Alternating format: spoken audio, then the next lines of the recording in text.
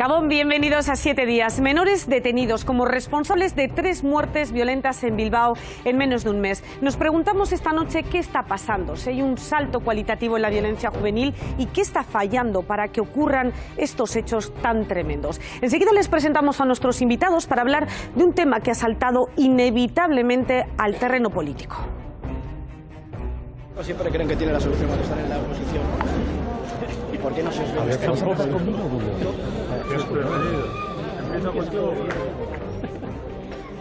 Así recibían en Otxarkoaga una delegación del Partido Popular Vasco, una visita partidista interesada, decían los vecinos que hoy han mantenido una reunión en el ayuntamiento. El alcalde Juan María Aburto promete más medios, más policía y más firmeza. Es verdad que la percepción ciudadana en estos momentos es diferente, pero cuenten con el compromiso de este alcalde y de este equipo de gobierno para trabajar por un Bilbao seguro. A todos ellos les voy a pedir que hablemos de un asunto que, como decía antes, nos preocupa, sí, pero también ocupa. Nos ocupa a nosotros, también a muchas otras personas. Ubicamos el debate, lo hacemos precisamente en el barrio bilbaíno de Otxarkoaga, un barrio consternado ante la muerte violenta de 2 de sus vecinos en su propio domicilio. Son Rafael y Lucía, el matrimonio de octogenarios que fueron brutalmente asesinados para robarles mientras estaban en casa. No es normal esto que nos está pasando. Terrible, Rocío, terrible.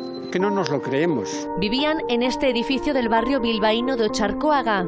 Era un matrimonio pues de toda la vida. Los 2 tenían golpes por todo el cuerpo y varias cuchilladas. Los investigadores creen que los ladrones treparon por la fachada y entraron por una ventana trasera al piso. Actuaron con tal precipitación que dejaron sus huellas diseminadas por el domicilio. La Ertzaintza ha detenido ya a 3 jóvenes y los 3 son menores de edad. No se siente uno seguro. Yo creo que no sabe ni lo que hace. Con apenas 14 y 16 años tenían intimidados a los vecinos. Aquí muchos les conocían. Si eran ya desde chiquitajos y ya las estaban liando y nadie les decía nada. Hace 3 años le robaron a mi madre. Denunciamos y dijeron que como eran menos que no podían hacer nada. Uno de los menores fue localizado escondido en casa de unos familiares. Otro fue entregado por su familia en una gasolinera y el tercero se presentó en la comisaría. Este último vivía prácticamente al lado de los fallecidos, a solo 15 metros. Como no pongan mano dura, pasarán más cosas.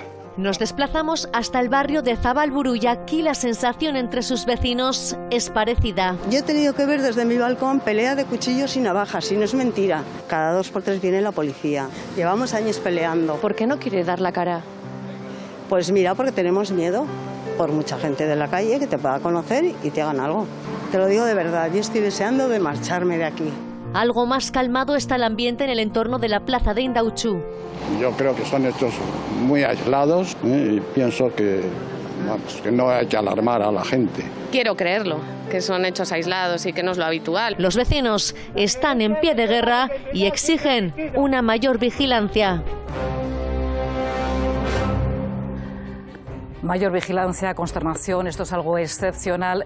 Javier, que un niño o que un joven menor de edad mate es algo absolutamente excepcional, pero pasa. Bueno, pasa. Yo he trabajado 30 años como psicólogo en la Fiscalía y por desgracia conocí al Rafita y en fin, ya muchos casos. Y el caso de Sandra Palo y de Clara García y de... Lo que pasa es que también la prensa une los casos. Ahora en Bilbao ha habido unos hechos dramáticos. Me ha parecido interesantísimo el inicio del programa.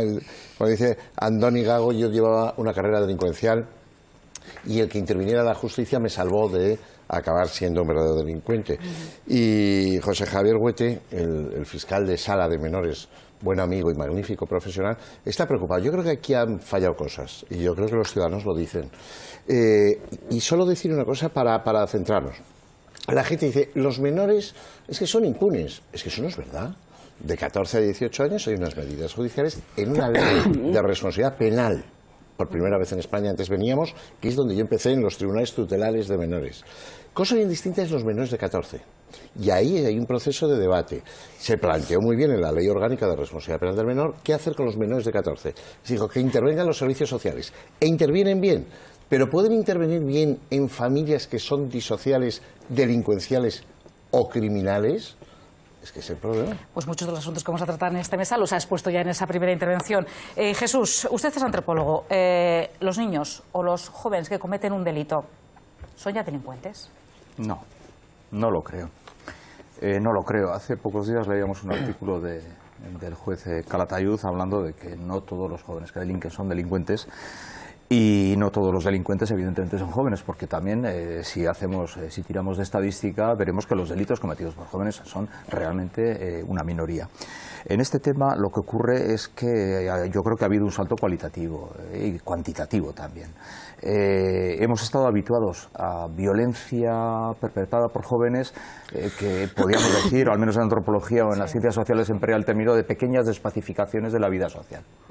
Pequeños hurtos, quitar un móvil, amedrentar a unos jóvenes, pero claro, lo que ha ocurrido en Ocharcoaga anteriormente con el lamentable asesinato de Ivonne Urrengoetxea, anteriormente la violación de esta chica en Baracaldo, en fin, en un corto periodo de tiempo han sucedido muchas cosas, y sí es cierto que esas cosas con resultado de muerte no se pueden considerar ni banalizar como pequeñas despacificaciones de la vida social. Eso ha alarmado a una sociedad como la sociedad de Bilbao, que no estaba habituada a este tipo de cosas. Comentaba con Javier al principio que en una de mis investigaciones en Madrid, en Pamplonito, en las barriadas chabolistas, etcétera, en fin, podías ver niveles de delincuencia y de despacificación de la vida social mucho más graves. Sí. Esto ha ocurrido. Hay unas víctimas, y a las víctimas evidentemente no les vamos a consolar tirando de estadística. Pero yo sí que creo que tenemos que hacer una reflexión en el sentido de no hay que poner patas arriba al sistema. Abrimos ya debate y pueden intervenir ya cuando quieran. Garbiñe, ¿qué ha ocurrido o qué puede ocurrir en esta sociedad para que un chaval de 14 años, viniendo de la familia de la que venga, cometa un delito tan grave? Hombre, es muy llamativo que alguien tan joven agreda y cause un daño tan grave a los bienes de otra persona, como es su propia vida. Y en este caso, además, se han juntado dos elementos en cuanto a lo que es la edad, dos elementos extremos. Unos menores de 14 y 16 años y unas personas ancianas y desde ese punto de vista, pues desvalidas, vulnerables, etcétera. Se han juntado justo los dos extremos.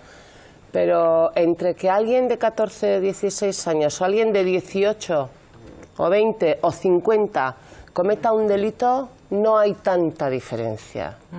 La única diferencia que creo que como sociedad tenemos que contemplar es que cuando alguien de 14 años o 16 comete un delito, tenemos la gran oportunidad, la maravillosa oportunidad de revertir una situación que a lo mejor si ese delito se comete con 30, 40 años, no habría posibilidad de darle la vuelta. Y sin embargo, con alguien joven podemos hacerlo. Y yo creo que en este caso además también se juntan situaciones familiares que por lo que yo he escuchado, que no sé si es todo cierto, pero como ciudadana lo que he podido escuchar, pues también son verdaderamente espectaculares.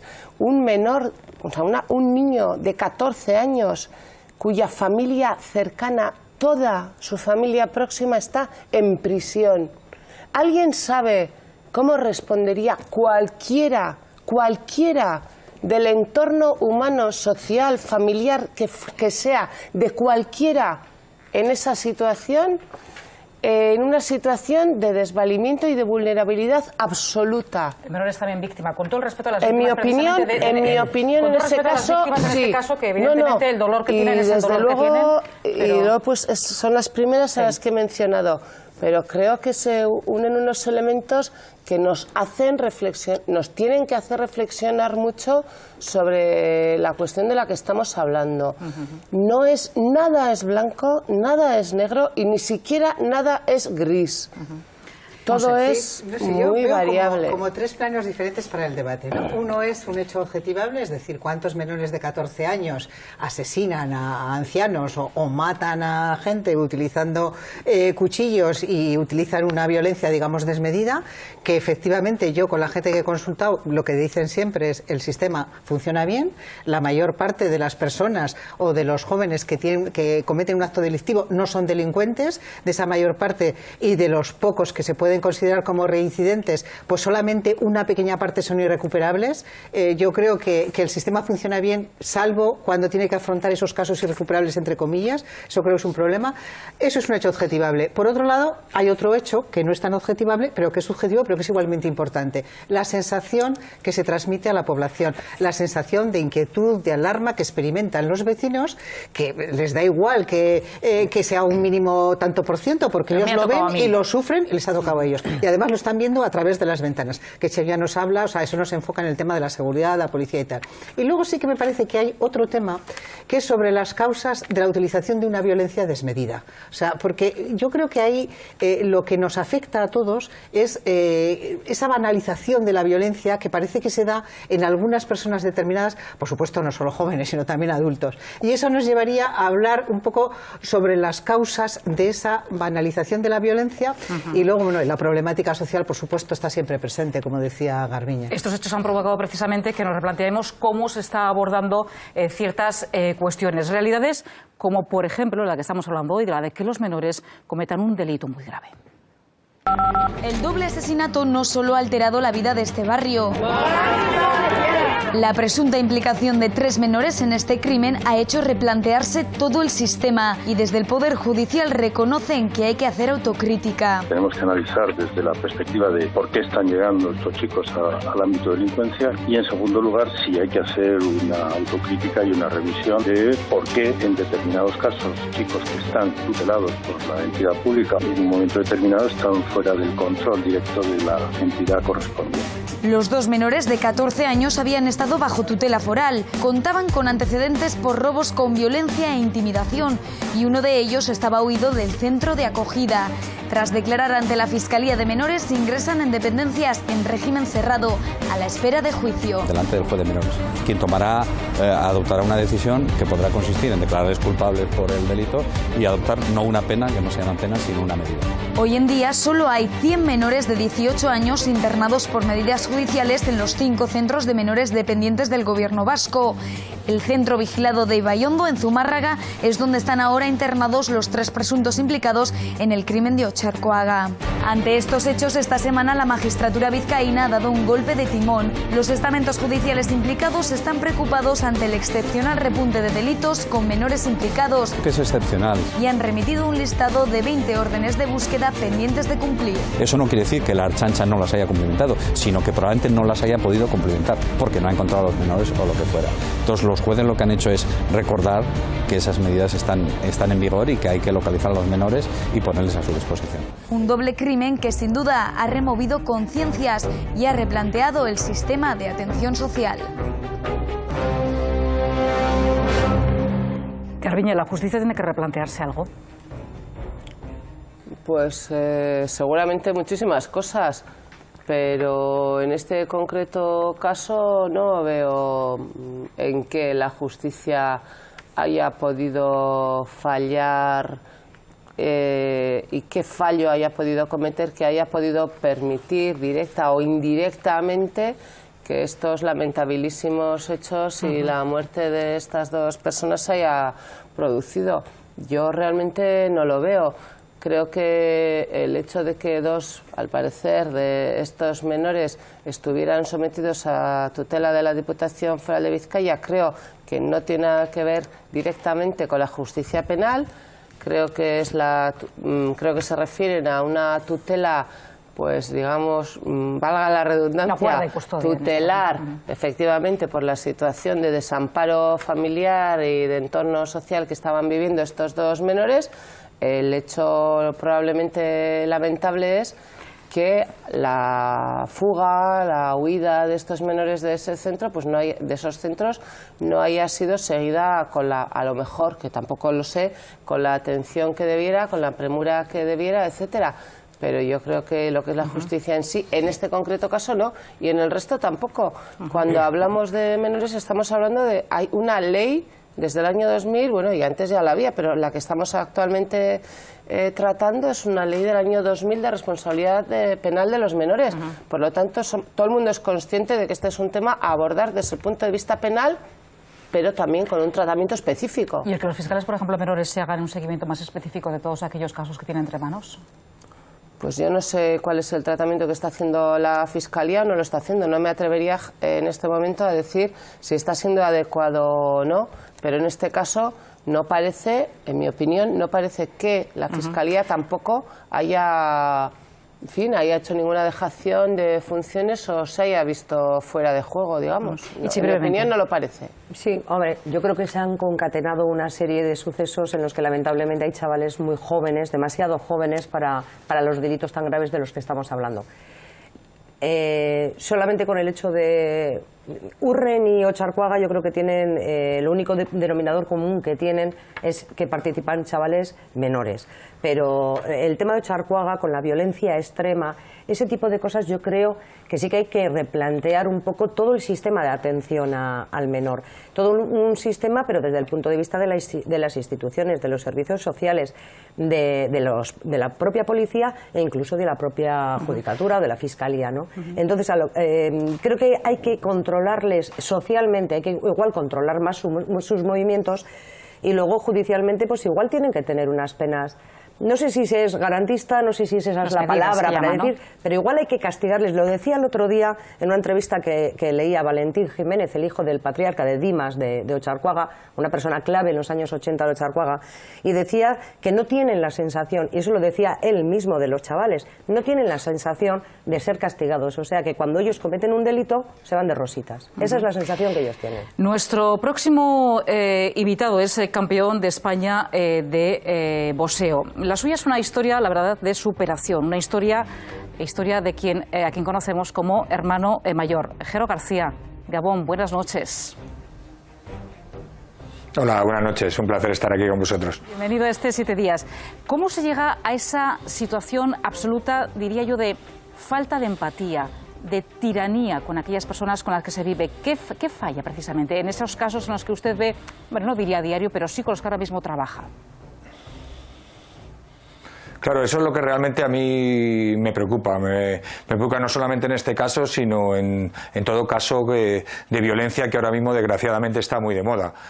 Como un niño de 14 años pasa de hacer robo con fuerza, lógicamente ha tenido unos antecedentes delictivos, pero cómo pasa del robo con fuerza a un asesinato descarnado, como es el caso de estos dos ancianos, ¿no? Algo está pasando, ¿no? ¿Cómo se puede llegar a esa falsa de empatía? Lógicamente, primero por un problema en el hogar. Sabemos que son de familias completamente desestructuradas y posiblemente de familias marginales, pero creo que no es excusa para llegar a estos comportamientos. Desgraciadamente, no solamente pasa en estos jóvenes, estamos en un momento gravísimo donde la violencia está, digamos, que aflorando en toda esta sociedad. Estamos ahora mismo, proporcionalmente hablando, en donde hay mayor casos de bullying, donde hay mayor casos de violencia paternofilial, que lo veo muy de cerca, y sobre todo también hay muchísimos casos de violencia de género. Tenemos que mirarnos a nosotros y ver que esto no es, como en algunos casos estoy escuchando, que es algo casual. La violencia se está afianzando en nuestra sociedad y eso es un peligro. Esos menores con los que trabajas, Jero, ¿son conscientes de lo que hacen y del drama que provocan también incluso, bueno, en otras familias y también en su familia? Para nada. O sea, nosotros no solamente hablamos de los casos de hermano mayor, sino de los casos que me llegan a mí a la fundación. O sea, me llegan chavales con 12, 13, 14 años. Cuidado que los chavales del programa son todos mayores de edad. En este caso yo sobre todo trabajo a través de la fundación con chavales más pequeños, menores. Y, o sea, es increíble como podemos pensar que son problemas en origen, a lo mejor, digamos, pequeños no, por la consecuencia que contraen, pero que a lo mejor es un problema de comportamiento, que es un problema de conducta, pero fijaros lo grave que pueden llegar a ser las consecuencias, ¿no? Como agresiones a los padres, como no solamente insultos, amenazas, vejaciones, incluso a veces, llamémoslo que coaccionarlos de tal manera de que al final son esclavos de sus propios hijos, y todo eso por esa falta de saber ponerse en el lugar de los demás. ¿Por qué llegamos a eso? ¿Por qué llegamos? Pueden haber distintas razones, ¿no? Ahora mismo los estudios ahí van unos hacia una cosa, otros hacia otra, unos digamos que se preocupan mucho del tema de Internet, aparatos electrónicos y demás. Yo no estoy completamente de acuerdo. Creo que la falta de empatía nunca se puede culpar a un aparato electrónico o a Internet. A lo mejor sí, en su mal uso, pero para eso estamos en un momento dado, la propia sociedad o los propios padres, para educarlos en ese uso. Y luego en una cosa que es la falta de cariño, ¿no? Ahí a veces yo comprendo, por ejemplo, yo tengo el gimnasio y tengo la fundación en un barrio, entre comillas, durante mucho tiempo que ha sido marginal, ahora ya no lo es tanto, pero es un poco de la periferia de Madrid, y es un barrio donde ahora que hemos pasado, entre comillas, esta crisis, donde ha habido mucho paro, los padres han tenido que hacer muchísimos esfuerzos para poder sacar esas familias adelante, y muchas veces esos niños a lo mejor no han tenido esa atención y no han tenido los te quiero suficiente para poder empatizar y empatizar con la propia sociedad, ¿no? Entonces es un poco también, donde tenemos que abrimos también, Jero, el debate a la mesa, todo lo que estás diciendo. Te quedas aquí con nosotros en esta mesa también. Javier, vemos en el programa de Jero, en su fundación, familias que se sienten, no todas desestructuradas, como pueden decir, familias que se sienten desbordadas, pero también avergonzadas, diría, y culpables de lo que está ocurriendo precisamente en sus casas. Bueno, dos cosas, a lo que decía Jero. Eres más joven, pero hace años existía un periódico que era El Caso. Es decir, la violencia ha existido siempre. Es verdad que ahora la infancia se ha cortado en el tiempo. Y es verdad que yo me reuní no hace mucho con todos los psiquiatras de Madrid y vemos niños muy psicopáticos. Eso no se ha dicho nunca. Es decir, con profunda dureza emocional. Ayer me llamaban de Rusia. Porque la preocupación que tienen es que varios niños de 11 y 12 años han entrado en escuelas con machetes, se le han clavado a otros niños y uno tiró un cóctel molotov e incendió una escuela. Estamos hablando ya de 11 y 12 años. Por lo tanto, claro que el problema es educativo, claro que es de falta de ternura, claro que es la empatía, como todo, no es hablarla, es ponerse en el lugar, es ir a dar un beso a la abuela que tiene Alzheimer. Yo hoy estaba con gente que son de educación especial, aprender de los niños. Yo creo que eso. Segundo, cuando interviene, que decía Garbiñe, la justicia, el 80% de los chicos no vuelven a reincidir. Exacto. No vuelven a reincidir. Cuando se ponen verdad fiscal. Ahora, la pregunta grave para mí es, primero, hay padres que no debían de serlo. Nosotros en Andalucía vimos una mujer que tuvo 8 hijos con distintas parejas. Ha habido que retirarle los 8 hijos. Joder, es un problemón. Pero esto es un Estado de Derecho, no puedes hacer una ligadura de trompas. La pregunta es, ¿por qué tantos casos de protección, que nos cuestan un dineral, y aquí en el País Vasco igual, acaban siendo de reforma? ¿Cómo proteges a un chaval que no quiere protegerse? No debió de salir esa foto, pero yo vi al chaval de 16 años, al de 13, y a un perro de esos así, con una agresividad, con una necesidad. Tienen náusea. Pero si ese chaval cuando llega a la fiscalía va a llorar, se va a sentir solo, eso lo sabe Jero y lo sabemos todos. Ahora, y en el centro se le cambiará cognitiva y emocionalmente, y verás un niño. Por eso los jueces no acaban poniendo la máxima sanción que posibilita la ley. Ahora, ¿por qué estamos haciendo chavales tan duros, tan insensibles? Por cierto, los chavales son más peligrosos que los adultos porque pasan al acto con mucha facilidad. Esa es una característica de los niños. Jesús, hemos dicho, y decía también Garbiñe, muchos son recuperables, evidentemente. Muchos no vuelven a delinquir una vez que pasan por delante del fiscal. Pero esos psicopáticos que decía, hay personas que tenemos que asumir que son irrecuperables y, como decía el otro día el juez, lo que tienes que hacer es que rezar para que no se crucen por tu camino. Pues lamentablemente creo que sí. Estamos todos de acuerdo en la mesa y también No, Jero... yo no, con eso. No, estamos todos de acuerdo, perdona Garbiñe, estamos todos de acuerdo en que efectivamente el 80% de los jóvenes que pasan por un centro se reinsertan sin problemas. Tan solo un 20% vuelve a delinquir y tan solo un de ese 20% en una segunda oportunidad delinquen una ínfima cantidad. Pero ¿qué hacemos con ellos? O sea, el problema es ese. Y es un problema que todas las sociedades lo han tenido de siempre. O sea, también no estoy de acuerdo con Jero en todo, pero el tema de que la violencia es nueva, en fin, podríamos recordar frases de Nietzsche, de Sorel, de Fanon o de Marx como partera de la historia, ¿no? Todas las sociedades normativizan la vida social y tratan y procuran que ese núcleo duro de esas sociedades que delinque o que se comporta de forma antisocial se pueda reinsertar en la sociedad. ¿Qué ocurre? Que no estamos en una sociedad de cazadores-recolectores, estamos en una sociedad compleja. Estamos en una sociedad muy especializada y la solución es compleja también. Me interesa muchísimo cuando se habla del mundo educativo. No nos estamos preocupando, perdonadme. Sí, Jero, dinos. Sí, adelante. Perdonadme, pero no nos estamos preocupando... No nos estamos preocupando mucho en la consecuencia del hecho, por supuesto que es preocupante, pero no estamos dejando de lado el origen. O sea, ¿no deberíamos de tomar sistemas preventivos hacia esto? Sí, de verdad, yo lo pongo en la mesa. A eso iba, Jero, sí, a eso iba, porque hemos hablado de la falta de cariño, de la desestructuración familiar, hemos hablado de los factores ambientales, hemos hablado de muchísimas cosas.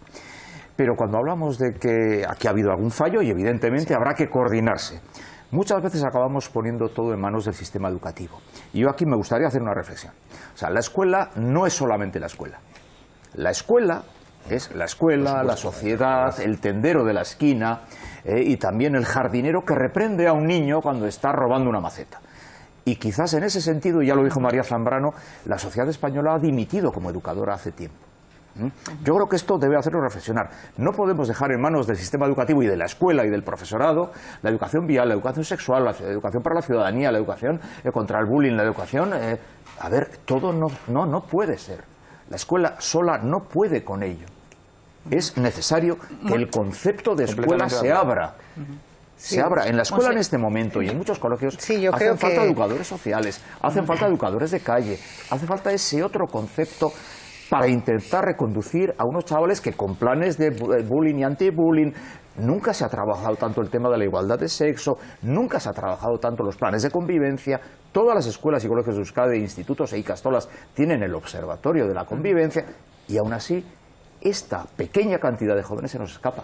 Sí, yo lo que creo es que estamos en una sociedad que ha perdido una serie de valores. Esto que se dice normalmente y que suena pues así dicho, pues no sé, un poco, pero sí que es verdad que a mí me parece que hemos perdido una serie de valores y que hemos perdido referentes. Es decir, nosotros cuando éramos más pequeños nuestros referentes eran nuestros padres, nuestros abuelos, nuestros profesores. Bueno, pues por la evolución de la sociedad, por lo que ha supuesto, esos referentes están cambiando y no son tan sólidos como eran antes.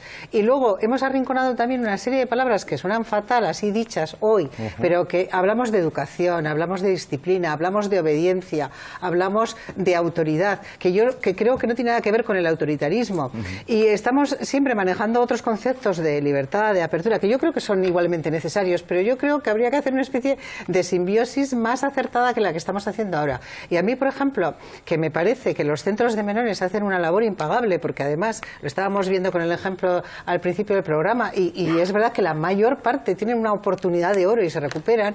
Sin embargo, a mí me parece que también hay un debate muy interesante. ¿Qué pasa con esos centros de menores que sin ser de tratamiento son de protección y en los que los menores pueden salir y entrar? ¿Hasta qué punto están funcionando como debieran de funcionar? Porque a lo mejor yo tengo un hijo de 14 años y no le dejo estar por ahí hasta las 5 de la mañana o fugarse. Vamos precisamente a esos centros de menores porque que abrir un debate no hemos estado en los centros de menores porque no hemos podido entrar a esos centros de menores, pero sí que hemos podido hablar con personas que han estado, que han vivido cuando eran chavales, cuando eran niños, cuando eran adolescentes en esos lugares. A ellos, nos dicen, les salvó la vida.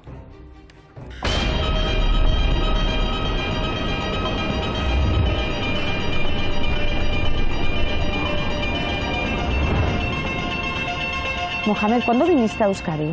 Vine a los 13 años. ¿Por qué viniste? Vine porque vivía en una zona al este de Marruecos, al sureste de Marruecos. Era una zona bastante pobre y es lo que tiene. Si hay hambre hay que buscar dónde comer. ¿Y cómo llegaste aquí? Es que hay muchos métodos de introducirse al Estado de forma ilegal, aunque sea mediante, yo qué sé, escondiendo un autobús o un camión o lo que sea. En mi caso fue un autobús. Al ser un menor no acompañado, te llevan a un centro de menores. Y como era muy chiquitín, estuve ahí solo 3 días y nos llevaron directamente a un piso tutelado. Pasé ahí 3 años y medio. Hasta los 17 años. 17 y medio.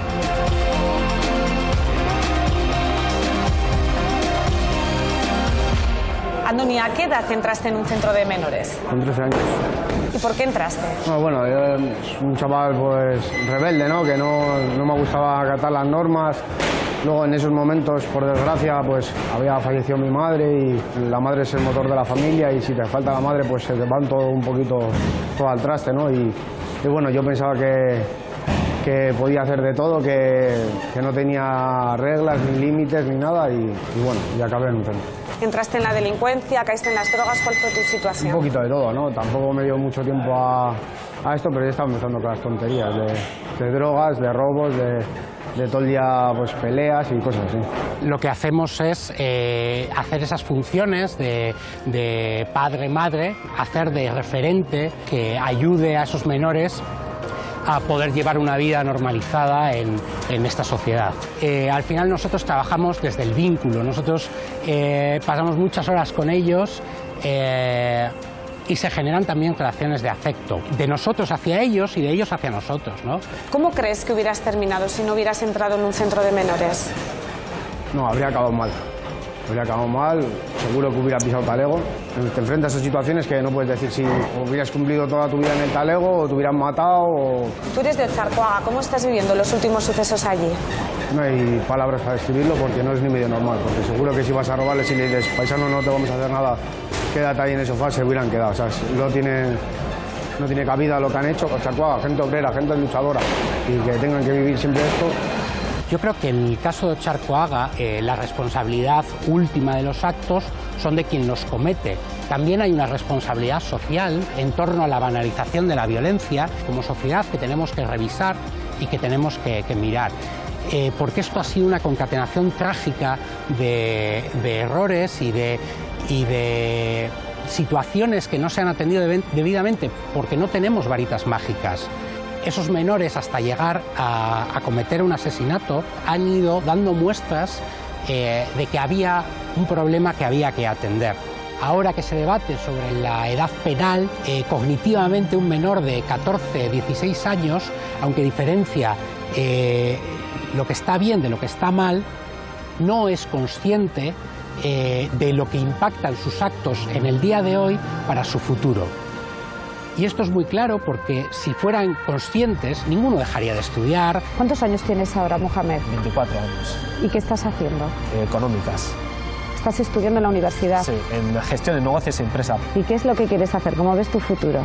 Pues terminar la carrera y trabajar, como cualquier ciudadano. ¿Te quieres quedar en Euskadi? Si me dan la oportunidad de trabajar, porque han invertido en ti, en educación, en sanidad, pues aprovecharlo y trabajar y devolverles lo que han invertido en ti. Y cuando vuelven, porque sí que nos vuelven a visitar, muchos chavales nos vuelven a visitar, bueno, siempre se acuerdan de aquello que le decías, ese mensaje que le has dado y que le ha servido y le ha acompañado, ¿no? No hay varitas mágicas, decía Javier Pérez, educador. En este caso, Ichi, hay señales de que un problema, de que algo está ocurriendo y a veces no sabemos ver esas señales. Claro, eso es. Bueno, en principio nosotros estamos partiendo de unos parámetros o quizá de unos modelos de familia que son los nuestros, pero es que la realidad de estos chavales es completamente diferente. No. Cuando hablamos de un niño de 13 años pensamos en nuestro hijo, pero es que no ha vivido la vida de nuestro hijo. Por lo tanto, son realidades completamente diferentes. Y creo que también hay una idea muy equivocada de lo de los centros de menores. No son prisiones, son centros para acoger a menores que están desprotegidos. Ahora bien, dicho esto, los educadores también tienen su parte de responsabilidad, porque yo también creo que con el tema de Ocharcoaga deberían haberse disparado alguna alarma, encendido alguna alarma y decir, estos chavales son potencialmente peligrosos o como le quieras llamar. Javier. Se ha fallado. Se ha fallado clarísimamente, pero no desde el ámbito de la justicia, sino desde el ámbito de la protección. Repito, hay dos tipos de centro. De Zumárraga, centros de seguridad, claro, que no se fuga un menor jamás, no se ha fugado jamás, y que son unos sistemas durísimos. Como en las cárceles, no, se trabaja con ellos, cosa que la cárcel no. Claro, son de Segundo, no hay más delincuencia infanto-juvenil hoy en España, no la hay, salvo, como decía Jero, violencia de género. Problemón, decía Jesús, se está trabajando, pero estamos fracasando rotundamente. Violencia filoparental, yo tengo un centro, 96 plazas me permite el Ministerio de Sanidad. Tengo lista de espera, por cierto, de niveles socioeconómicos bajos, medios, por cierto.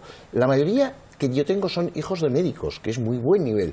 ¿Y qué es lo que nos falta educar en nuestros niños? Pues una proteína esencial, el sentimiento de ternura, de compasión, de culpabilidad. Estos chicos no es que se sientan impunes, es que llega un momento que no se ponen en el lugar del otro. Ahora sí pensarán. Pero joder, se puso el viejo delante, pues me lo llevé por delante. Eso es la primera frase que dirá. Al poco tiempo se dará cuenta que lo que ha hecho es irreversible. Pero en esa... Entonces, cuando se le ha visto que estaban dando vueltas, si es que tenían que acabar ahí, si no podían acabar más que cometiendo un hecho terrible.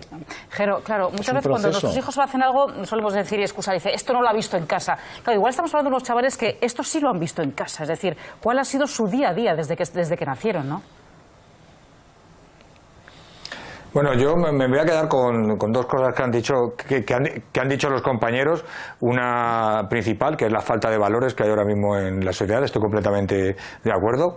Y otra cosa muy importante, que es que en la escuela se va a aprender a educar, se educa en el hogar. Eso lo tenemos claro. ¿Qué ocurre? Que estamos hablando de familias pues de barrios marginales, desestructuradas, y aquí entra un componente que es la ejemplaridad. ¿Qué quiero decir? Normalmente un niño busca a su héroe en casa, entonces su padre busca ser ejemplo de él. ¿Qué ocurre cuando no tienes esos ejemplos? Porque te acercas un poco a lo que tienes un poco más cercano. En este caso son barrios marginales de familias desestructuradas, y lo malo de todo, porque yo, pues mira, tengo la fundación y tengo gimnasio en un barrio, entre comillas, no marginal, pero que en su tiempo lo fue, y a mí me llegan en muchos casos chavales con aprendizaje vicario. ¿Qué quiero decir? Que aprenden de lo que ven. No solamente en redes sociales, no solamente en internet, sino en la vida misma, ¿no? Entonces muchas veces a mí me ha llegado, no solamente en el programa, sino en la fundación, niños que quieren ser narcotraficantes, niños que quieren ser sicarios, niños, y dice, pero ¿cómo te puedes encontrar esto? Un niño con 13, con 14 años, que en el momento que ha hecho el clic en la adolescencia quiere ser eso. ¿Cómo puede ser? Luego, lógicamente, es un problema de comportamiento, es un problema de conducta, que a base de un poco de terapia, de cariño, de amor, pues se va solucionando. Pero fijaros hasta dónde podemos llegar.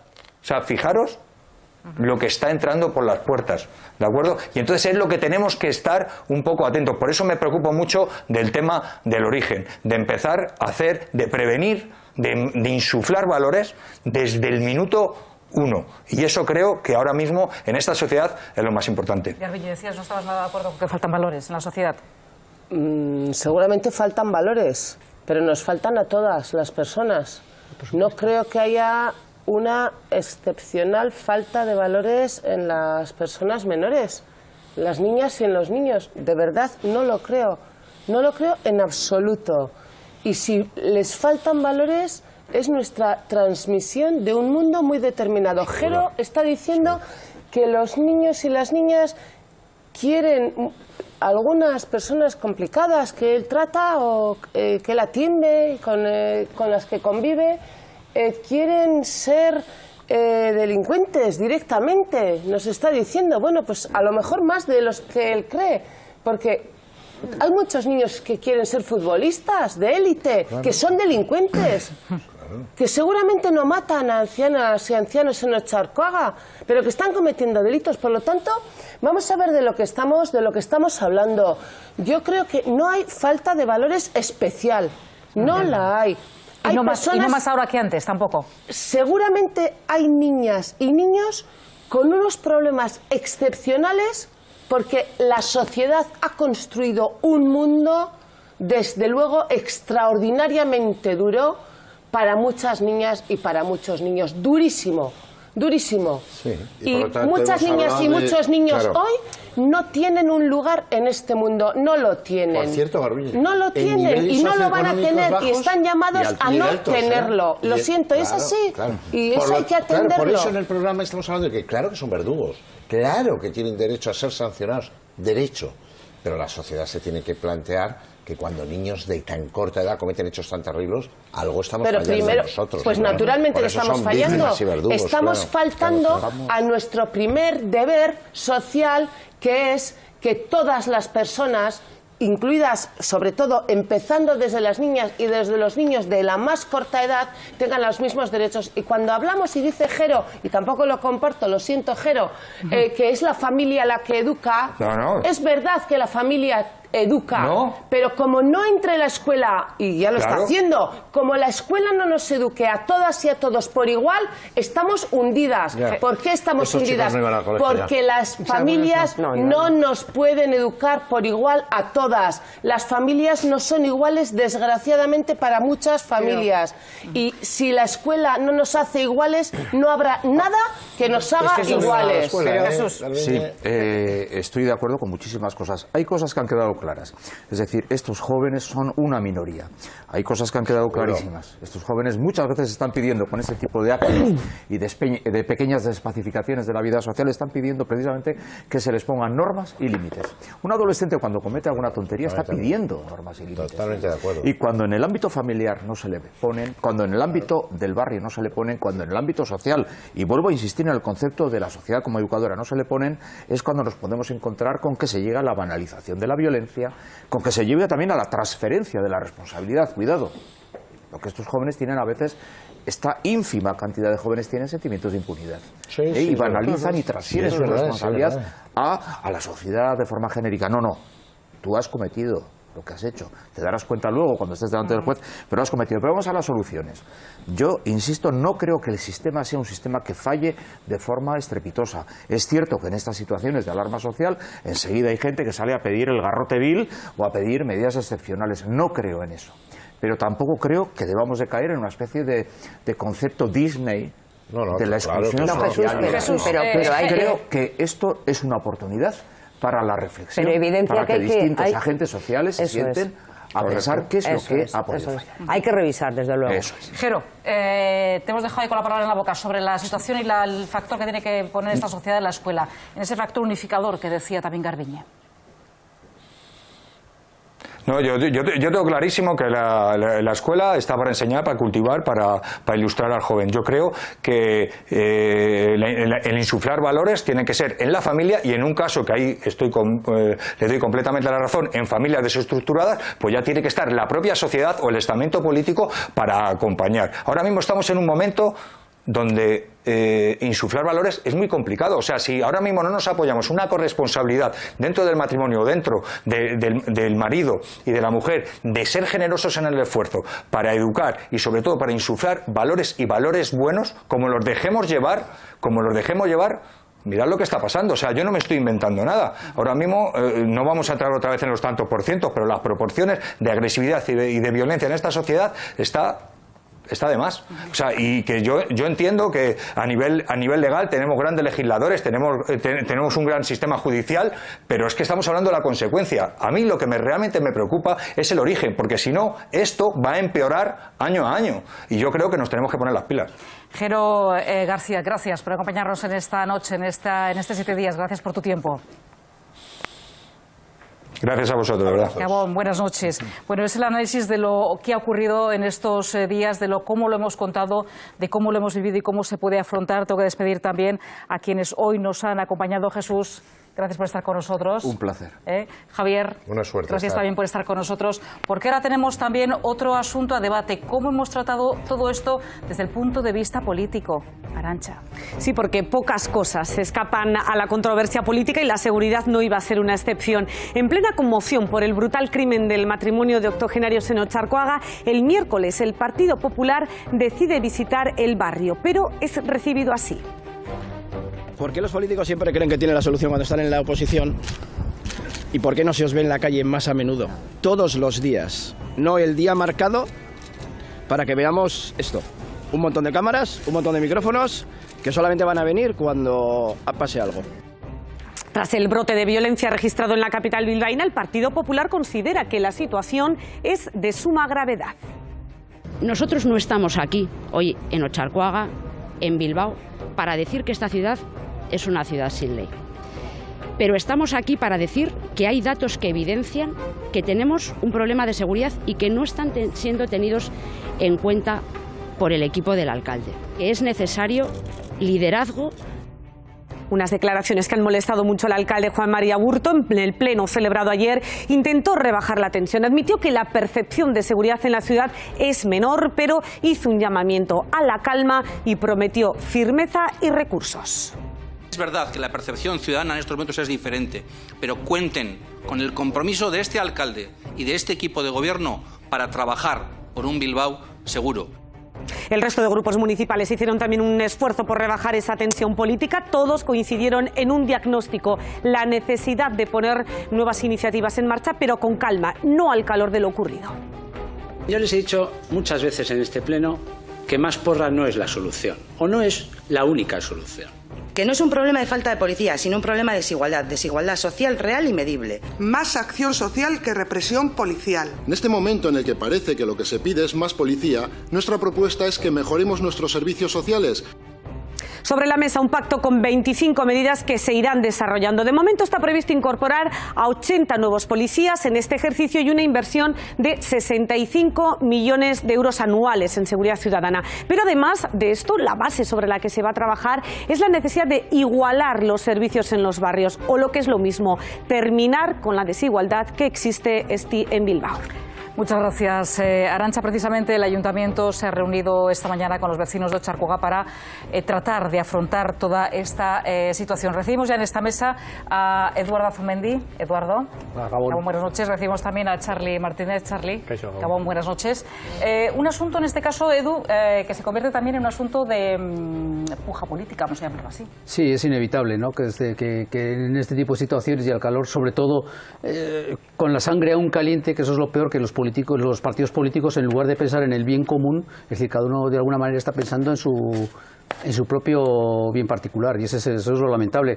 Yo del pleno de hoy de Bilbao me quedo sobre todo con las conclusiones de protección, seguridad, pues bien, pero sobre todo acción social para evitar las desigualdades. Otxarkoaga, pues lamentablemente ha ocurrido en Otxarkoaga, que es un barrio que es un barrio tradicionalmente deprimido y en el que ahora los vecinos lo que exigen es, reclaman una reivindicación histórica, un empuje social, un empuje educativo, un empuje a todo, y lo que menos nos conviene ahora es una lucha partidista. Charly. Sí, yo estoy de acuerdo. O sea, creo que es un error y además hay que repeler esos intentos de politizar estas cuestiones. Una cosa es que diferentes opciones políticas tengan planteamientos diferentes, otra cosa es que se intente pescar en río revuelto. Creo que lo peor es poco ayudan a enfocar y resolver estas situaciones, este tipo de debates en caliente y sobre todo el postureo que se percibe detrás de esas declaraciones, ¿no? Bueno, en Bilbao siempre el Partido Popular ha tenido un poco como bandera el tema de la seguridad, ¿no? Es su caballo de batalla en el que, pues fíjate, durante la legislatura de Aburto ha presentado 12 proposiciones o 12 propuestas de las que todas son policiales. ¿Cuál es el problema que tiene el Partido Popular? Que en vez de generar seguridad, que es lo que está buscando técnicamente con sus propuestas, pues está generando inseguridad, porque lo que no se puede hacer es ir a donde han asesinado a Urrengoetxea y ponerse allí a dar una rueda de prensa. Creo que es un poco de sacar rendimiento político a una situación que ya de por sí es bastante delicada. Y muestra de ello es que cada vez que ha presentado cada una de estas 12 propuestas, se las ha tumbado toda la oposición. O sea, no solo el equipo de gobierno, sino también la oposición, porque no comparten. Creo que esa visión de que quiere sacar rendimiento a la inseguridad es lo que no está haciendo trabajar codo con codo, que es lo que tienen que hacer. Ahora las propuestas que ha hecho el equipo de gobierno, liderado por Aburto, son 25 propuestas. Lo que estaba contando Arantxa, pues hay mayor policía, pero también hay programas específicos de atención a menores y a personas mayores. Bueno, ahora se está buscando el consenso, lo tienen los partidos y ellos harán sus propuestas, porque esto lo que pretende ser es un pacto de seguridad. Y creo que todos tienen la responsabilidad, todos los partidos, de remar hacia la misma dirección. Sí, yo lo que pasa es que pienso que el debate del Ayuntamiento fue muy interesante porque se pusieron sobre la mesa distintas propuestas, muy genéricas por supuesto, porque era un debate en el que al final no puedes analizar el fondo de la cuestión, pero es que yo creo que la seguridad y las medidas sociales no tienen por qué ser incompatibles. Yo creo que cada propuesta en ese sentido va dirigida a cosas muy concretas y muy determinadas. Es decir, las propuestas sociales posiblemente atajarán las causas o intentan atajar las causas, y las propuestas que tienen que ver con un incremento de la policía en determinados sitios más conflictivos, pues yo creo que tiene un intento de atajar las consecuencias. Y en ese intento de atajar las consecuencias, por ejemplo, en Otxarkoaga los vecinos se quejaban de que como que actuaban con cierta impunidad, que ellos habían denunciado, que tenían que ir a hacer las denuncias muy lejos, que no podían denunciar en la comisaría de la zona y tal. Pues yo creo que eso demuestra que hay un problema, porque tan importante como los datos objetivos para mí es la percepción percepción ciudadana. Y en cuanto al debate que se produce, me parece que, como siempre, en un problema que se plantea, la obligación, o bueno, lo que hace normalmente el equipo del gobierno es intentar minimizar lo que ocurre, normalmente, y lo que hace la oposición es intentar, pero todo tipo de oposición, es intentar destacar aquellos puntos que precisamente ese gobierno está minimizando. Porque en el tema de Bilbao, y es verdad que nos hemos centrado en esos temas... Yo no creo que el gobierno minimice, en estos temas que son muy creo complicados... que es muy delicada la situación. Pero sí, en estos temas que son muy complicados, pero durante unos meses anteriores, por lo menos había una problemática que salía y se traslucía a través de las redes sociales en la zona de Indauchu, por ejemplo, de que se actuaban bandas de menores, por supuesto con unas consecuencias mucho menores. Y sin embargo, ahí sí que había una cierta... Bueno, pues yo creo que... Y es lógico que el ayuntamiento lo haga para intentar serenar los ánimos, para intentar dar confianza a la ciudadanía. Pero también me parece que es lógica también la labor de la oposición diciendo, bueno, estas cosas no funcionan, estas cosas hay que solucionarlas y hay que arreglarlas. Claro, por supuesto. Y, perdón, Garbiñe.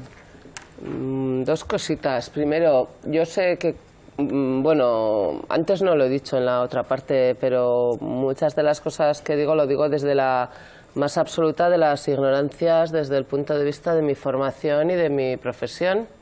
Algunas cosas las conozco y otras no, otras las digo pues intuitivamente. Como una ciudadana más. Pues eso, pero que quede claro. Ahora, en este caso, en este aspecto del que estamos hablando, decía Charlie de no politizar. Creo que no es lo que quiere decir. Bueno, no quiero interpretarte, pero creo que estamos hablando del núcleo duro de la política. Creo que seguramente lo que es no partidizar, pero estamos hablando del núcleo duro de la política y tristísimamente estamos llegando a hablar de medidas sociales, o sea, de justicia social al rebufo de unos hechos lamentables y terribles. Bueno, digo, es que se está hablando de medidas... A ver, pero Garbiñe, es que este proyecto ya estaba antes. Pero bueno, pero en todo caso... No es que se tome por estos casos. Pero en todo caso, han ocurrido unos hechos terribles de violencia, han sido por parte de menores, pero podían haber sido de otra manera, y efectivamente, entonces es cuando detectamos que hace falta incidir socialmente de una manera X o una manera Y, de la que sea. Simplemente digo que al hilo de esto es cuando los partidos del Ayuntamiento de Bilbao o de donde sea, en este caso de Bilbao, pero no me estoy refiriendo exclusivamente a Bilbao, detectan que hay unas carencias sociales importantes y es verdad que las hay.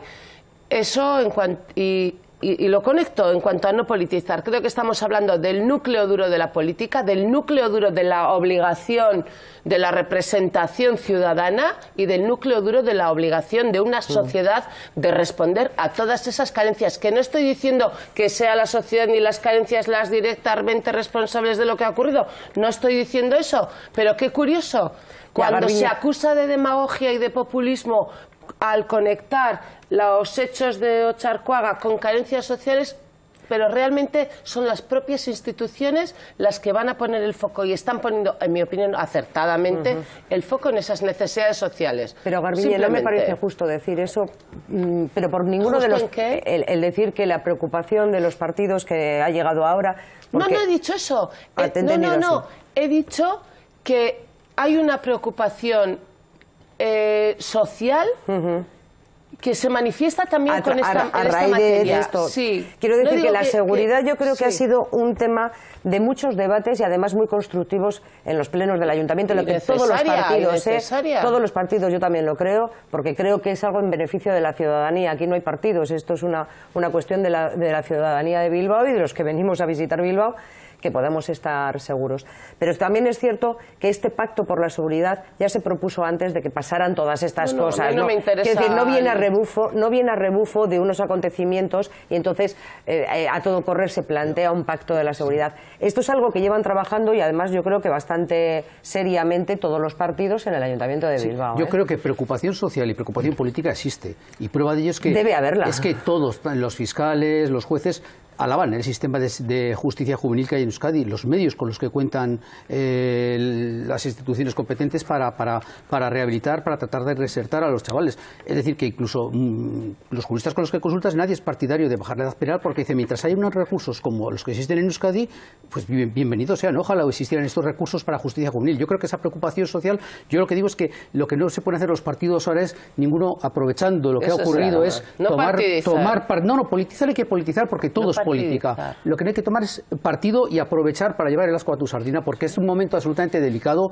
y eso lo realmente peligroso, y lo que hay que poner en el foco es decir, ¿qué podemos hacer? Sobre todo en el tema de la prevención. A mí me parece que el debate está bastante enfocado en ese sentido. Quiero decir, yo no he visto a nadie que haya salido pidiendo medidas de reforma de la justicia que está para menores. No, pero dar una rueda de prensa en el lugar en el que acaban de matar a una persona, no sé cómo...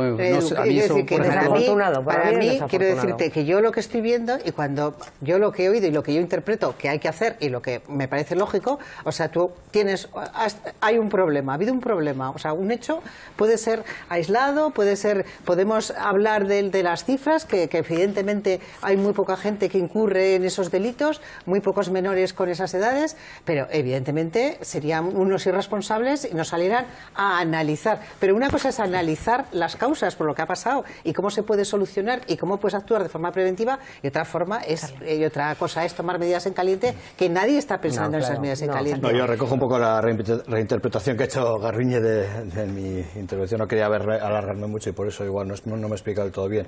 Sí, es verdad, yo sí creo que al hilo de esto sí hay que plantear, hacer un planteamiento desde la política, porque es exigible y es necesario. Y además incluso se puede también ampliar un debate a qué tipo de modelo de ciudades estamos generando, porque claro, Bilbao, pero cualquier otra ciudad, Bilbao escaparate, Bilbao de postal, pero detrás de ese Bilbao de postal hay realidades en barrios en los que hay exclusión social. Es que se está generando, se está alarmando ya hace tiempo, se está diciendo que se está creando una brecha social impresionante a partir de la crisis. Se están agudizando situaciones que no van a tener nada bueno. Y si no se actúa sobre esas situaciones, pues vamos a tener escenarios mucho peores de los que tenemos en este momento. Entonces, un poco por ahí iba, ¿no? Son las 11:26 de la noche. Cerramos el debate sobre este asunto y nos metemos ya, vamos a decir, en otros jardines.